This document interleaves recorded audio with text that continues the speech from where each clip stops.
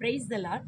பரிசுத்த வேதாகமத்தில் ஏசாயா தீர்க்கதரிசி இப்படி சொல்லுகிறார், கர்த்தரே உனக்கு நித்திய வெளிச்சமாயிருப்பார், உன் துக்க நாட்கள் முடிந்து போகும் என்று சொல்லப்பட்டிருக்கிறது.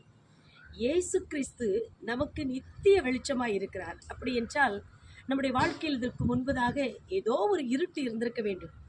இஸ்ரவேல் ஜனங்கள் 430 வருடம் இருட்டுக்குள், அடிமைத்தனத்திற்குள் இருந்தார்கள். இருள் என்பது எது?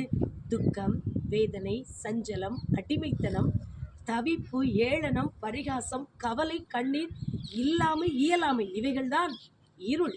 ஆனால் அந்த இருளை எல்லாம் ஒரே ராத்திரியிலே ஒரு தூதனை அனுப்பி அன்றைக்கு கர்த்தர் கிரியை செய்ததின் விளைவாக இஸ்ரவேல் மக்கள் பொன்னோடு பொருளோடு எகிப்தை விட்டு புறப்பட்டு மகிழ்ச்சியான கானானுக்குள் போனார்கள். அங்கே கர்த்தரே அவர்களுக்கு நித்திய வெளிச்சமாய் இருந்தார்.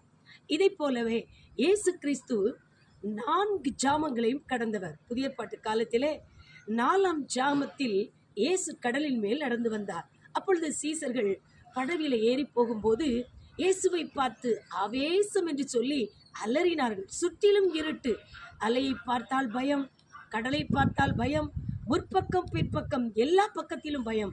ஆனால் இயேசு சொன்னார், நான் தான், பயப்படாதிருங்கள் என்று சொன்னபோது அவரை ஏற்றுக்கொண்டார்கள். இயேசு படவில ஏறின பிற்பாடு கடல் அமைதியானது, அந்த இருள் மாறினது.